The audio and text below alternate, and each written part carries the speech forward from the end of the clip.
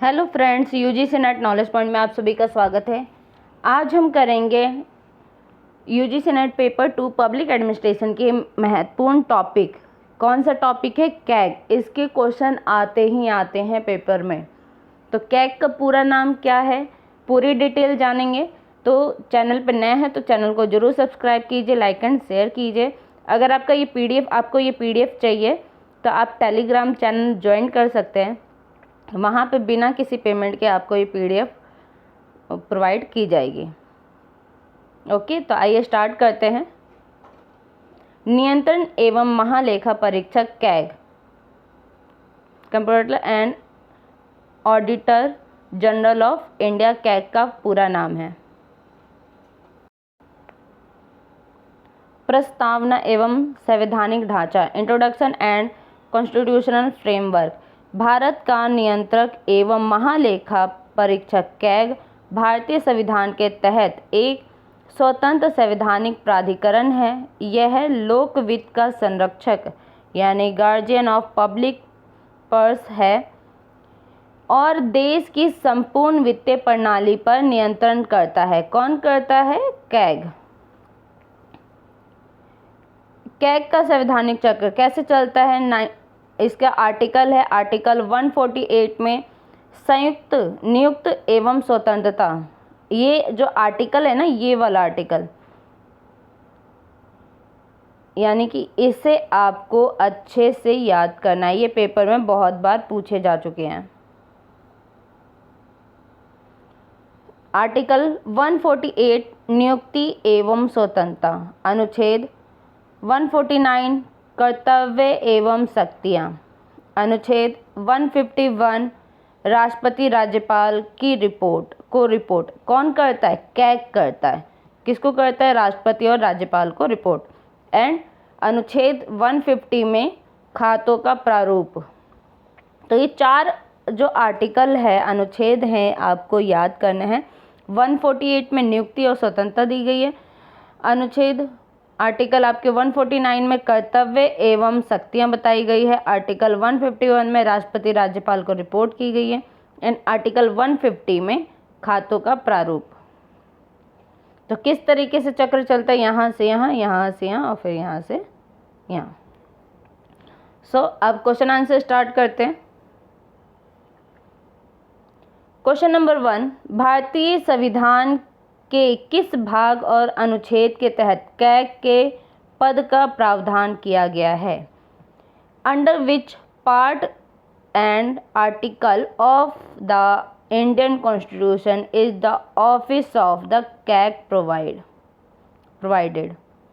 इसका correct answer है, इसका आंसर है भाग 4 में। कौन से भाग में दिया है? पार्ट 4 में। अनुच्छेद 148 से 151 के तहत अनुच्छेद 148 स्पष्ट रूप से कैग की नियुक्ति शपथ और सेवा शर्तों से संबंधित है। हम इंग्लिश में भी देखते हैं। V article, under part V articles 148 to 151। Articles 148 specifically deals with the appointment, oath and conditions of service of CAG. तो ये जो आर्टिकल है ये आपको ज़रूर याद रखने हैं। एक्सप्लेनेशन क्या है? ये प्रावधान सुनिश्चित करता है कि कैग एक संवैधानिक निकाय है जिसे कार्यपालिका आसानी से प्रभावित नहीं कर सकती है। Next question.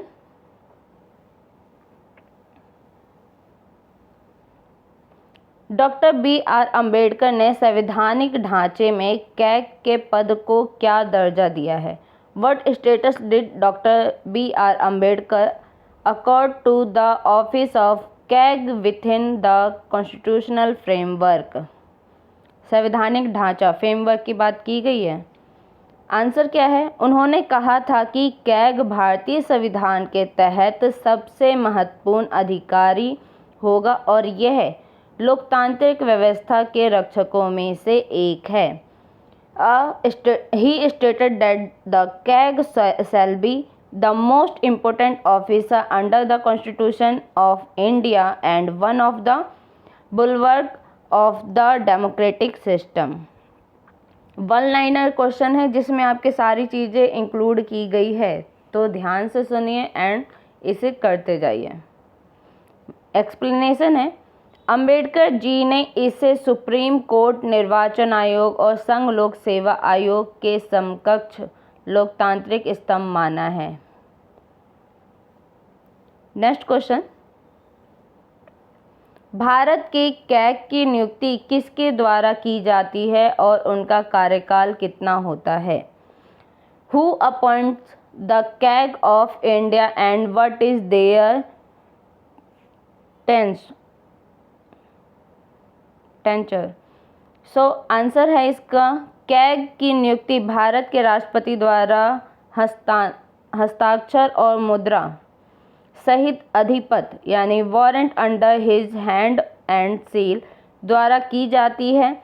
इसका कार्यकाल 6 वर्ष या 65 वर्ष की आयु जो भी पहले हो तक होता है।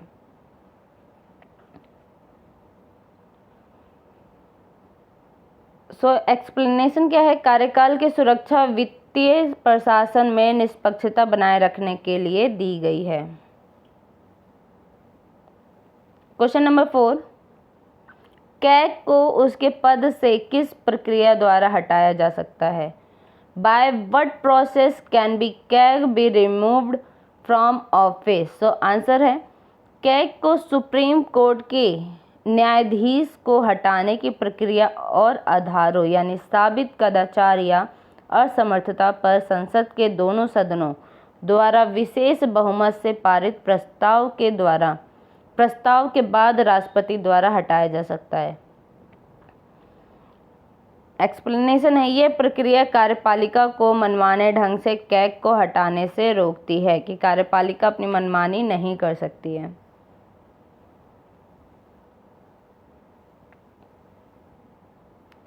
क्वेश्चन नंबर 5, क्या कैग सेवानिवृत्त के बाद भारत सरकार या किसी राज्य सरकार के अधीन कोई पद धारण कर सकता है? कि अगर कैग ने अपनी सेवा से फ्री हो गया, रिटायर हो गया, क्या उसके बाद कोई पद धारण ज्वाइन कर सकता है?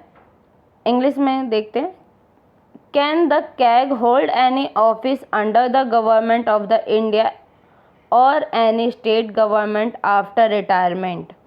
आंसर है नहीं। अनुच्छेद 148(4) के अनुसार कैग अपने पद पर न रहने के पश्चात भारत सरकार या किसी राज्य सरकार के अधीन किसी और पद का पात्र नहीं होगा।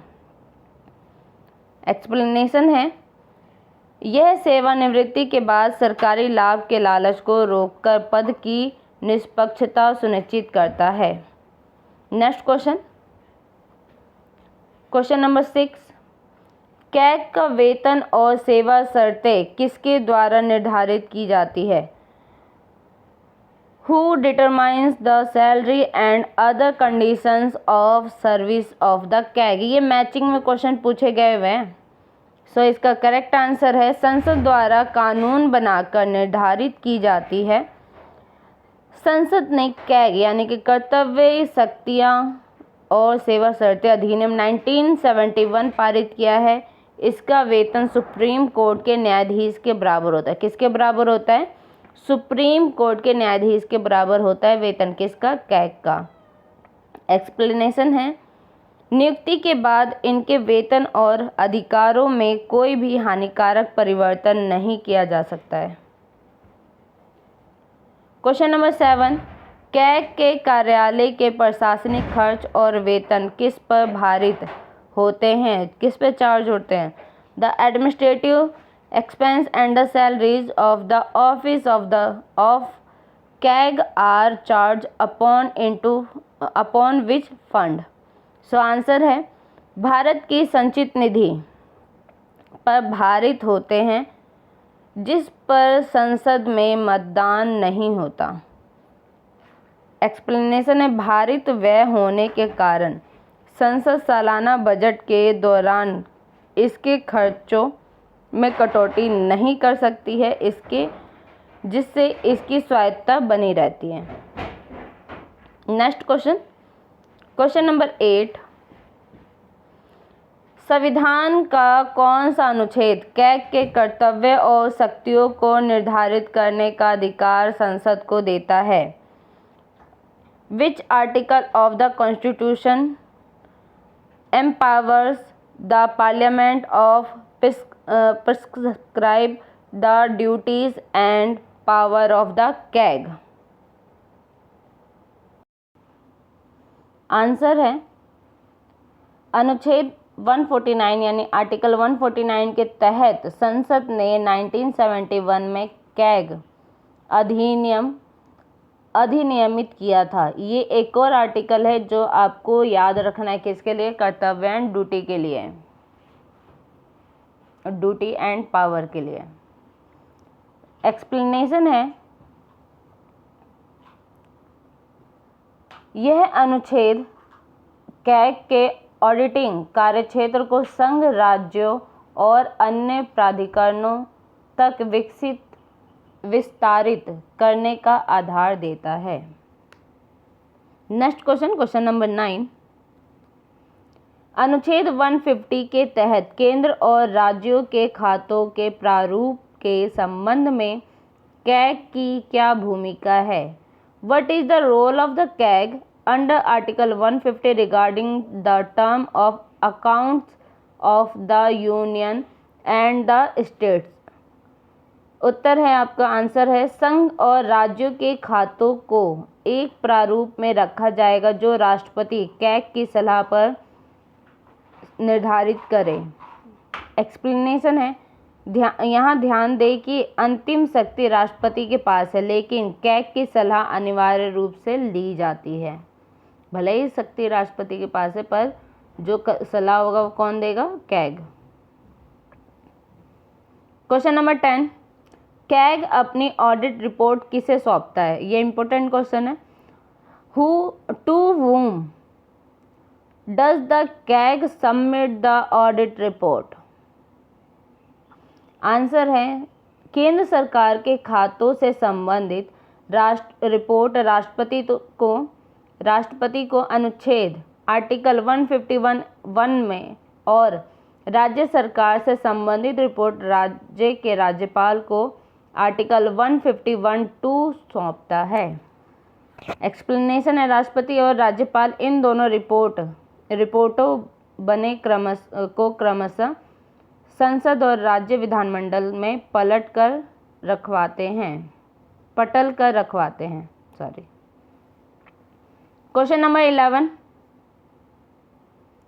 पब्लिक एडमिनिस्ट्रेशन में औचित्य ऑडिट प्रोप्राइटरी ऑडिट से क्या तात्पर्य है, जो कैग द्वारा किया जाता है?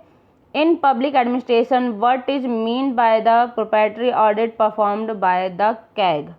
इसका आंसर है, यह केवल नियमों की कानूनी वैधता की जांच नहीं है, बल्कि यह देखना है कि क्या सरकारी खर्चे बुद्धिमानी, वफादारी और मितव्ययिता के साथ किया गया है। एक्सप्लेनेशन है, यह ऑडिट कार्यपालिका की अपव्यय और फिजूल खर्ची की प्रवृत्ति पर अंकुश लगाता है, भले ही वह खर्च कागजों पर कानूनी रूप से सही हो। Question number 12। 1976 में भारत में लोक वित्त प्रशासन में कैग के संबंध में क्या बड़ा बदलाव किया गया? What major change was introduced in 1976 in India regarding the CAG role in public financial administration? What major change was introduced in 1976 in India regarding the CAG role in public financial administration? Answer क्या है इसका? 1976 में केंद्र सरकार के स्तर पर लेखांकन यानी ऑडिटिंग को अंकेक्षण यानी ऑडिटिंग से अलग कर दिया गया और कैग को अकाउंटिंग की जिम्मेदारी से मुक्त कर दिया गया। कब किया गया? 1976 में। एक्सप्लेनेशन है, इसके बाद केंद्र में लेखांकन का काम महालेखा नियंत्रक यानी CGA, क्या नाम है, CGA को सौंपा गया, जबकि राज्यों में आज भी कैग दोनों काम करता है। राज्यों के अंदर दोनों ही काम कौन करता है, कैग करता है, लेकिन केंद्र में कौन करता है, CGA। CGA का पूरा नाम क्या है, कंट्रोलर जनरल ऑफ अकाउंट, ये याद रखना है। और कैग का पूरा क्या नाम क्या है, कंप्लाइज अकाउंट्स,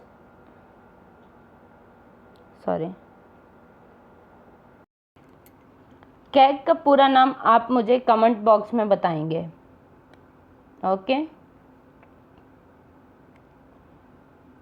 CGA का पूरा नाम और कैग का पूरा नाम आप मुझे कमेंट बॉक्स में बताएंगे।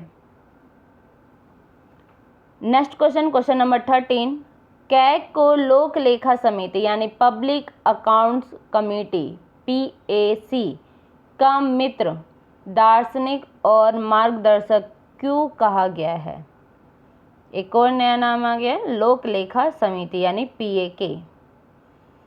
Y is the CAG called the friends, philosopher and guide of the public accounts committee यानी PAK। क्यों कहा गया है उसे friend, philosopher and guide. So इसका आंसर है क्योंकि PAC संसद में कैग की ऑडिट रिपोर्ट की ही विस्तृत जांच करती है और कैग इस पूरी प्रक्रिया में तकनीकी सलाहकार के रूप में समिति की मदद करता है, इसलिए इसको कहा गया है। एक्सप्लेनेशन है, कैग जटिल वित्तीय आंकड़ों को सरल भाषा में PAC के सांसदों को समझाता है ताकि वे कार्यपालिका की जवाबदेही तय कर सके।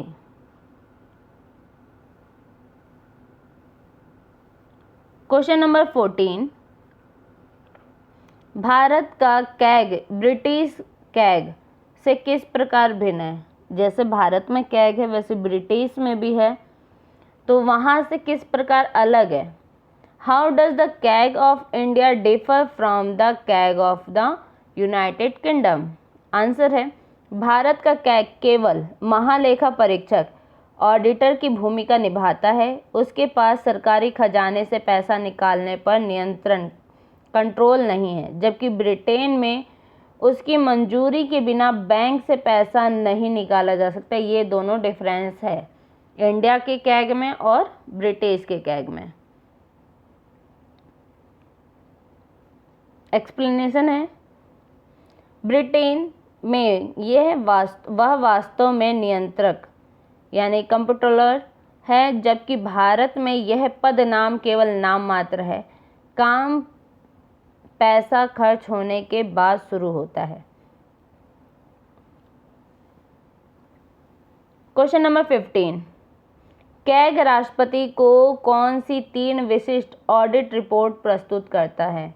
विच 3 specific audit report does the CAG present to the president. Answer है, वित्तीय खातों पर ऑडिट रिपोर्ट, ये याद रखना है, वित्तीय खातों पर ऑडिट रिपोर्ट, वित्तीय खातों पर ऑडिट रिपोर्ट, वित्त खातों पर, विनियोग खातों पर ऑडिट रिपोर्ट, वित्त खातों पर ऑडिट रिपोर्ट और सार्वजनिक उपक्रमों यानी PSU पर audit report. Audit report of appropriation account and audit report of finance account and audit report on public commercial undertaking. ये 3 जगह पे इसको ये 3 चीज़ों पे इसको रिपोर्ट प्रस्तुत करनी होती है। एक्सप्लेनेशन है,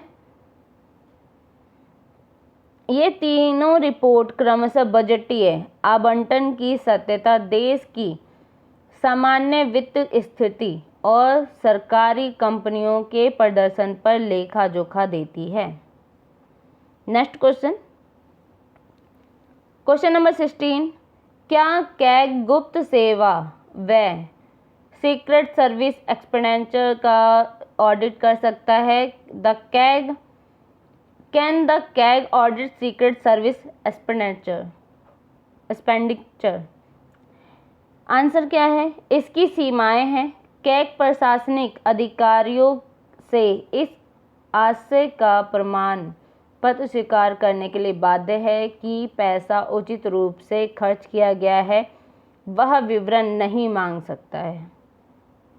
एक्सप्लेनेशन: यह सुरक्षा और खुफिया एजेंसी जैसे आईबी, रॉ की गोपनीयता बनाए रखने के लिए किया जाता है, जो ऑडिट की एक सीमा है।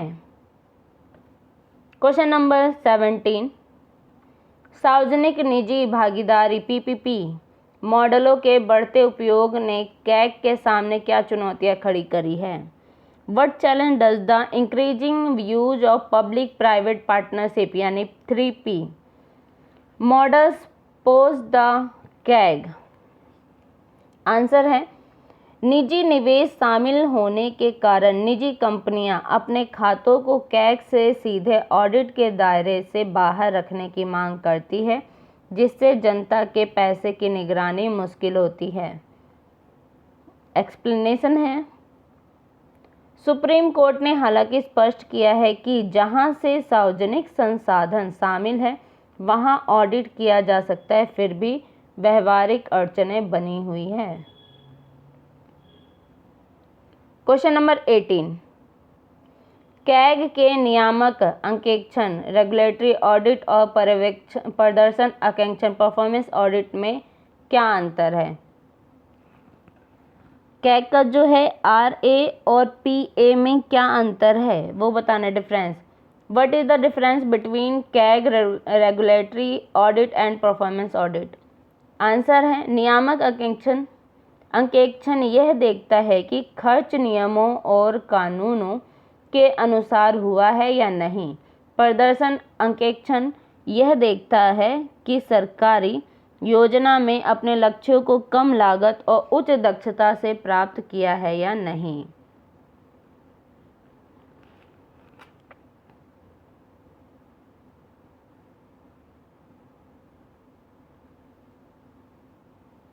एक्सप्लेनेशन है, आधुनिक लोक प्रशासन में न्यू पब्लिक मैनेजमेंट NPM के तहत प्रदर्शन अंकेक्षण को अधिक महत्व दिया जाता है। क्वेश्चन नंबर 19, क्या स्थानीय निकायों, पंचायतों और नगर पालिकाओं के खातों का ऑडिट सीधे कैग करता है? Does the CAG directly audit the accounts of local bodies, panchayat and municipalities?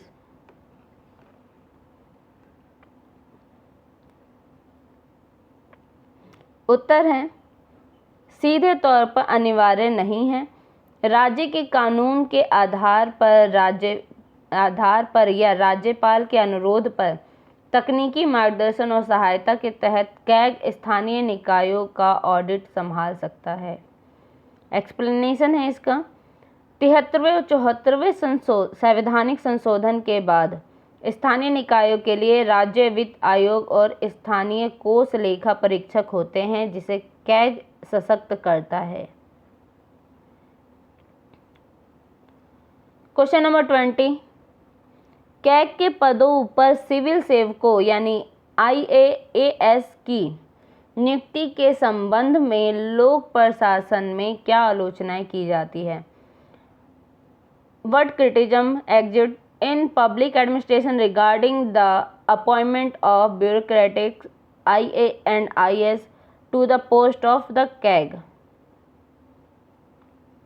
Answer है, आलोचना की जाती है कि वित्तीय विशेषज्ञ और चार्टर्ड अकाउंटेंट के बजाय प्रशासनिक अधिकारी यानी IAS, IAAS को नियुक्त करने से ऑडिटिंग में गहरी वाणिज्यिक विशेषता की कमी हो सकती है। ऑप्शन है एक्सप्लेनेशन है, हालांकि भारतीय लेखा परीक्षा और लेखा सेवा IA और AS के अधिकारियों को सरकारी खातों का लंबा अनुभव होता है, जो लोक प्रशासन को समझने में मदद करता है। क्वेश्चन नंबर 21, पब्लिक एडमिनिस्ट्रेशन में वित्तीय जवाबदेही सुनिश्चित करने के 3 चरण कौन से हैं और कहाँ कैग कहाँ आता है? What are the 3 stages of financial accountability in public administration and where does the CAG fit? Answer है, बजट पूर्व तैयारी, बजटीय निष्पादन खर्च, बजट पश्चात ऑडिट। कैग तीसरे चरण बजट पश्चात ऑडिट पर मुख्य कार्यधर्ता है।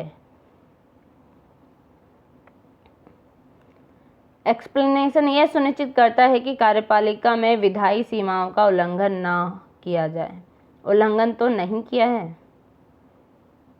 क्वेश्चन नंबर 22, यह संसद का कोई भी सदन या समिति कैग को किसी विशिष्ट मामले की जांच का आदेश दे सकती है। क्या संसद कोई भी सदन या समिति कैग को किसी विशिष्ट मामले की जांच का आदेश दे सकती है? Can either house of parliament or a committee direct the CAG to conduct a specific inquiry. So इसका आंसर है संसद या पीएसी जांच का अनुरोध कर सकती है, लेकिन वे आदेश नहीं दे सकती है। कैग एक स्वतंत्र संवैधानिक पद है जो अपना ऑडिट प्रोग्राम खुद तय करता है। एक्सप्लेनेशन है, यह स्वायत्तता राजनीतिक दबाव से ऑडिट को बचाने के लिए आवश्यक है।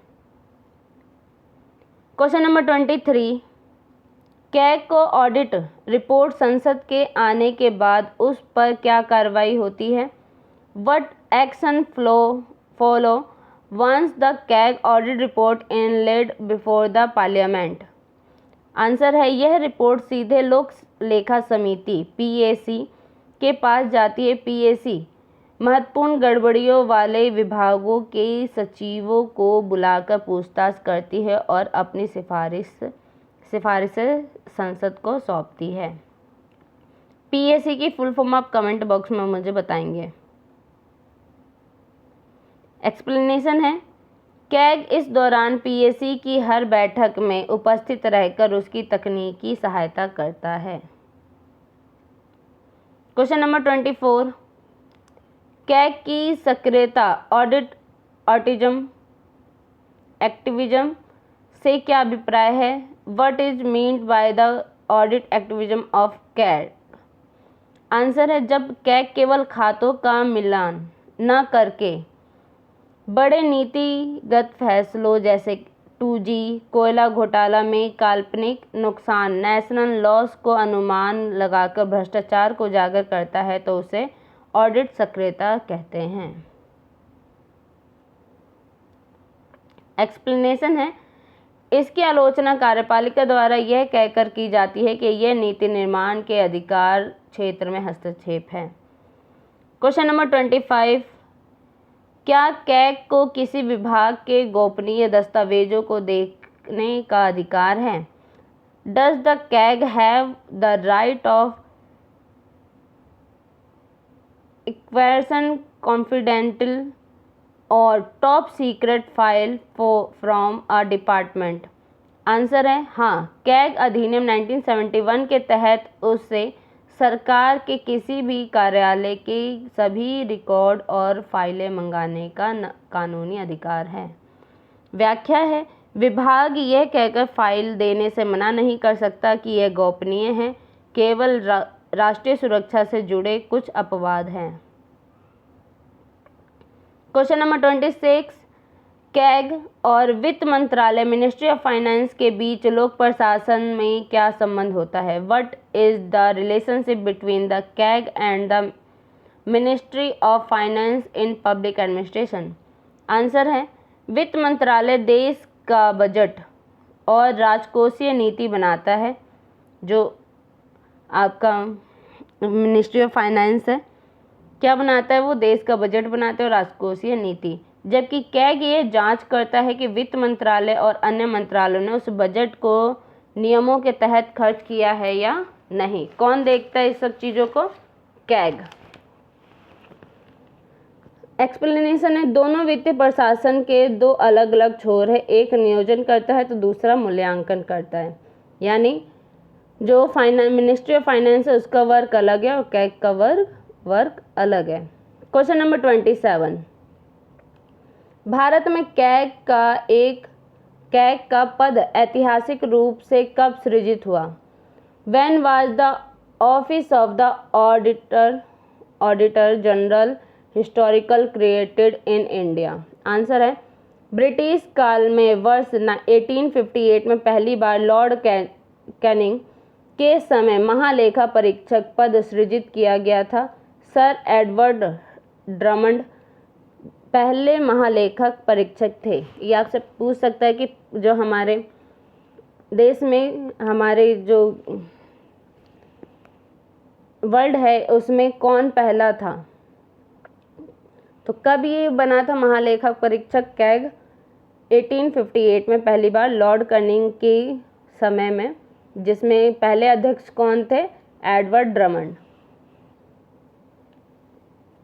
एक्सप्लेनेशन है 1935 के भारत शासन अधिनियम में इसे और अधिक शक्तियां दी गई और स्वतंत्रता के बाद संविधान में इसे सर्वोच्च स्थान मिला। क्वेश्चन नंबर 28, स्वतंत्र भारत के पहले कैग कौन थे? Who was the first CAG of independent India? तो कौन थे? आंसर है वी नरहरि राव। कौन थे? वी नरहरि राव, जिन्होंने 1948 से 1954 तक इस पद पे कार्य किया था। एक्सप्लेनेशन है उन्होंने स्वतंत्रता के बाद भारतीय लेखा परीक्षा विभाग की मजबूत नींव रखी थी। किन्होंने? वी नरहरि राव जी ने। क्वेश्चन नंबर 29, क्या कैग राज्य सरकारों के खातों का ऑडिट करने के लिए अलग राज्यों में अपनी शाखाएं रखता है? Does the CAG maintain branches in individual state to audit state government accounts? Answer है हाँ, प्रत्येक राज्य में प्रधान महालेखाकार यानी प्रिंसिपल ऑडिट जनरल PAG का कार्यालय होता है और कैग के अधीन काम करता है। एक्सप्लेनेशन है यह भारत के एकीकृत ऑडिट ढांचे यानी इंटीग्रेटेड ऑडिट स्ट्रक्चर को दर्शाता है जहां राज्यों का अलग कैग नहीं होता है। क्वेश्चन नंबर 30, कैग की रिपोर्ट में देरी होने से संसदीय नियंत्रण पर क्या प्रभाव पड़ता है? What is the impact of delayed CAG report on parliamentary control over expenditure? Answer है देरी के कारण जब तक रिपोर्ट संसद में चर्चा के लिए आती है तब तक वहां मुद्दा पुराना हो चुका होता है और दोषी अधिकारी अक्सर सेवानिवृत्त हो जाते हैं, जिससे जवाबदेही कमजोर पड़ जाती है। एक्सप्लेनेशन है इसलिए लोक प्रशासन के विशेषज्ञ रिपोर्टों में के त्वरित और रियल टाइम ऑडिट की मांग करते हैं कि सही समय पे काम होना चाहिए। क्वेश्चन नंबर 31, कैग द्वारा किए जाने वाले पर्यावरण अंकेक्षण एनवायरनमेंट ऑडिट से क्या तात्पर्य है? What is mean by environment audit conducted by the CAG? Answer है यह देखना कि सरकार की विकास योजनाएं पर्यावरण संरक्षण कानूनों के अनुकूल है या नहीं और क्या जैव विविधता को नुकसान पहुंचाने के बिना खर्च किया गया है। एक्सप्लेनेशन है यह कैग के बदलते स्वरूप का उदाहरण है जहां वित्तीय ऑडिट के साथ साथ सतत विकास सस्टेनेबल डेवलपमेंट की जांच की जा रही है।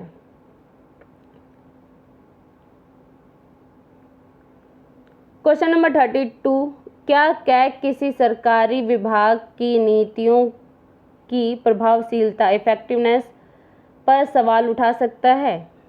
Can the CAG question the policy objective or effectiveness of a government department? Answer है नीति निर्माण कार्यपालिका का काम है। कैग नीति के उद्देश्यों पर सवाल नहीं उठा सकता, लेकिन वह यह जांच जरूर कर सकता है कि नीति को लागू करने का तरीका त्रुटिपूर्ण या खर्चीला तो नहीं था। एक्सप्लेनेशन है यह नीति और क्रियान्वयन के बीच की बारीक रेखा है जिस पर लोक प्रशासन में अक्सर बहस होती है। क्वेश्चन नंबर 33, कैग के अंतर्गत आने वाली IA और AD का पूर्ण रूप क्या है और इसकी क्या भूमिका है? What is the full form of IA and AD under CAG and what is its role? Answer है इसका Indian audit and account department. IA का क्या नाम है? इंडियन ऑडिट, और AD का क्या नाम है? Accounts department. भारतीय लेखा परीक्षा और लेखा विभाग यह वह प्रशासनिक अमला यानी स्टाफ है जिसके माध्यम से कैग अपना अखिल भारतीय ऑडिट कार्य संचालित करता है।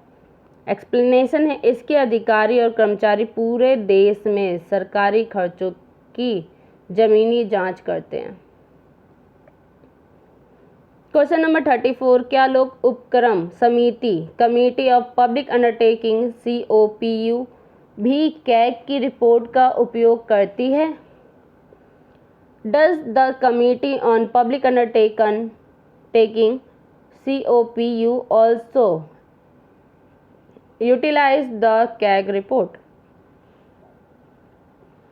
आंसर है हाँ, सार्वजनिक क्षेत्र के उपक्रमों PSU पर कैग जो तीसरी रिपोर्ट देता है उसकी विस्तृत जांच COPU समिति द्वारा की जाती है।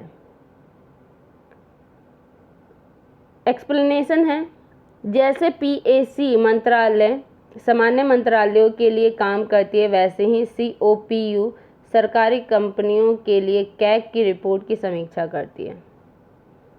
क्वेश्चन नंबर 35, कैग के संवैधानिक पद की तुलना और मुख्य चुनाव आयुक्त CEC में किस प्रकार की जा सकती है? How can the constitutional post of CAG be compared with the chief election commissioner CEC?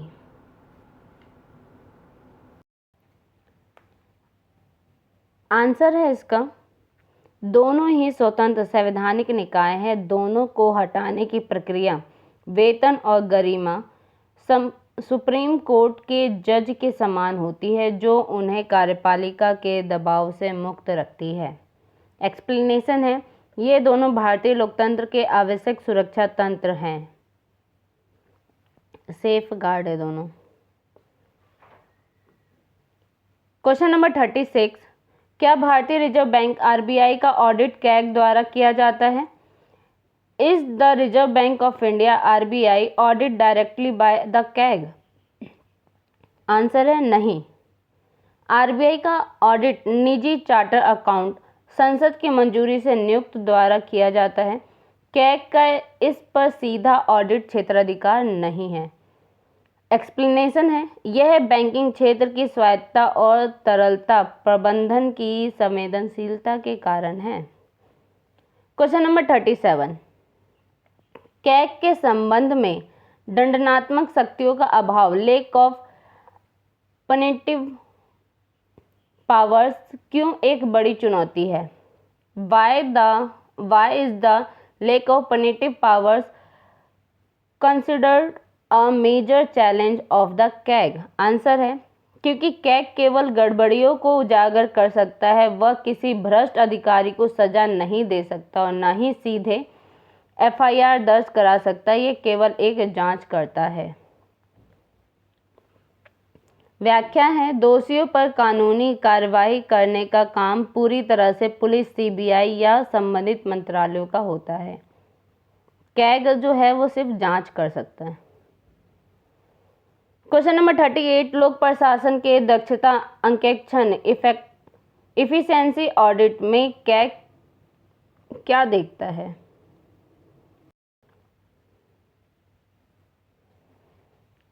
What does the CAG look during an efficiency audit and in public administration? Answer है, यह देखना कि क्या न्यूनतम इनपुट पैसा संसाधन लगाकर अधिकतम आउटपुट परिणाम प्राप्त किया गया है और कहीं धन का अत्यधिक अपव्यय तो नहीं हुआ है। ये किसका काम है? कैग का। एक्सप्लेनेशन है, ये ऑडिट केवल बिलों की वैधता नहीं देखता बल्कि वैल्यू फॉर मनी की जांच करता है। क्वेश्चन नंबर 39, क्या कैग भारत की अस्मिकता निधि से होने वाले खर्चों का ऑडिट कर सकता है?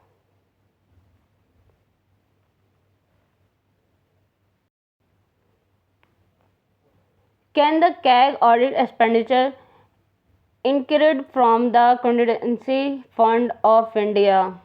आंसर है हाँ। अनुच्छेद 1949 में 49 के तहत कैग को संचित निधि के साथ साथ आकस्मिकता निधि और लोक लेखा पब्लिक ऑडिट अकाउंट के सभी खर्चों के ऑडिट का पूरा अधिकार है।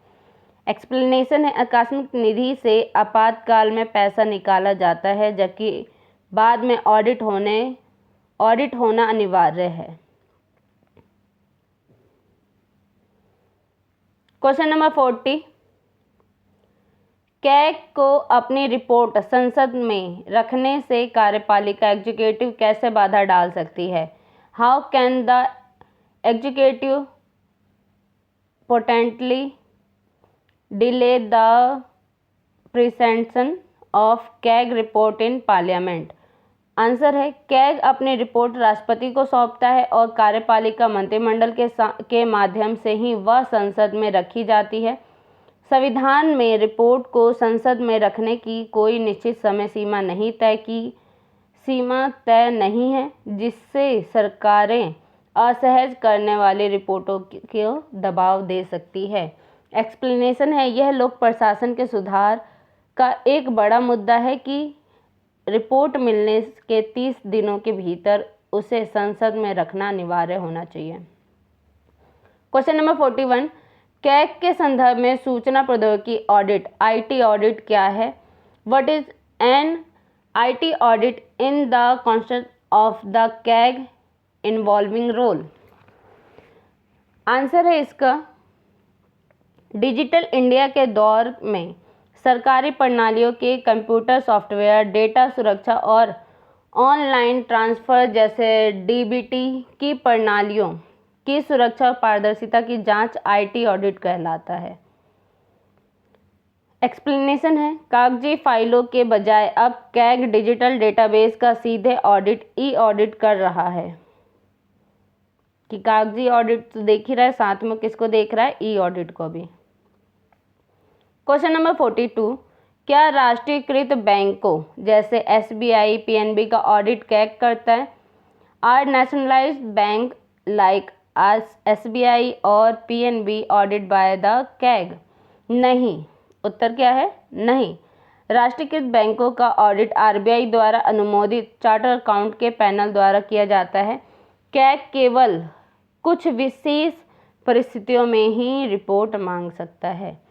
एक्सप्लेनेशन है, व्यावसायिक बैंक और सरकारी विभागों के प्रशासन की प्रकृति अलग होने के कारण यह व्यवस्था की गई है। क्वेश्चन नंबर 43, पब्लिक एडमिनिस्ट्रेशन में वित्तीय नियंत्रण के विधायी नियंत्रण लेजिस्लेटिव कंट्रोल में कैग का क्या स्थान है? What is the place of the CAG with in the legislative control mechanism of financial administration? Answer है, कैग विधायी संसद की आंख और कान की तरह काम करता है। कार्यपालिका संसद के प्रति जवाबदेह है और कार्यपालिका पर यह नियंत्रण कैग की रिपोर्टों के माध्यम से ही व्यवहारिक बनता है। एक्सप्लेनेशन है, बिना कैग के संसद के पास बजट खर्च की वास्तविकता जानने का कोई स्वतंत्र जरिया नहीं होगा। क्वेश्चन नंबर 44, क्या सरकारी अनुदान ग्रांट पाने वाले गैर सरकारी संगठन NGOs और ऑडिट कैग कर सकती है? Can the CAG audit non government organisation NGO the receive government grants? Answer है हाँ। यदि किसी NGO या निकाय को संचित निधि से भारी मात्रा में वित्तीय सहायता या अनुदान मिलता है तो कैग को उसके खातों की जांच करने का अधिकार है।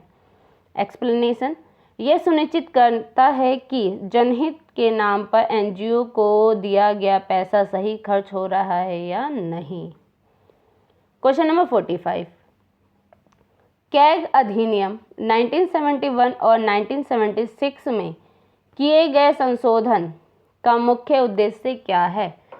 What was the main purpose of the 1976 amendment to the CAG Act of 1971?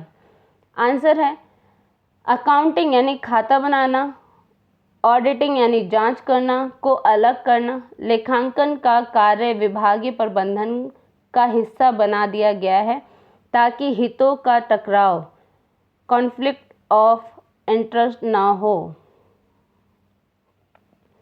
व्याख्या है जो व्यक्ति खाता लिख रहा है वही उसकी जांच करे, यह वित्तीय सिद्धांत के खिलाफ था, इसलिए इसे सुधारा गया।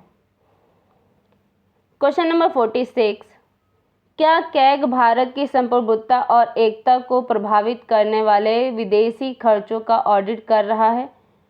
Can the CAG audit foreign expenditure affecting India and sovereignty and the diplomacy?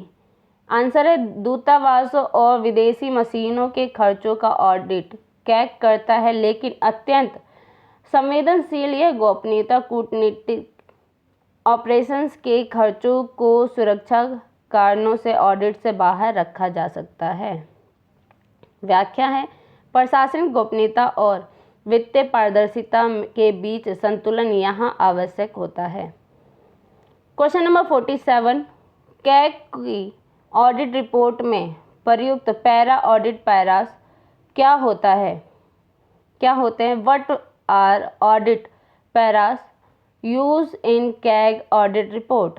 Answer है ऑडिट के बाद जब कैग को किसी विभाग में गंभीर वित्तीय गड़बड़ी या नियम का उल्लंघन मिलता है तो वह उसे एक विशिष्ट पैराग्राफ के रूप में दर्ज करता है जिस पर विभाग को जवाब देना होता है। यह ऑडिट पैरा ही बाद में पीएसी में चर्चा का मुख्य आधार बनते हैं। Question number 48,